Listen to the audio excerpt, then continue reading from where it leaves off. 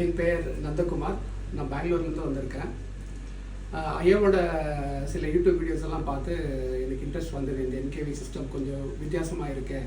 மற்ற ஜோதிடர்கள் சொல்கிறதும் இவர் சொல்கிறதும் இவர்கிட்ட படித்தவங்க சொல்கிறதும் வேறுபடும் போது எனக்கு அதில் கொஞ்சம் இன்ட்ரெஸ்ட் வந்தது. சரி, நம்மளும் கற்றுக்கலாம் அப்படின்ட்டு. ஸோ அதனால் நான் பேசிக் பேட்ச் ஜாயின் பண்ணேன்.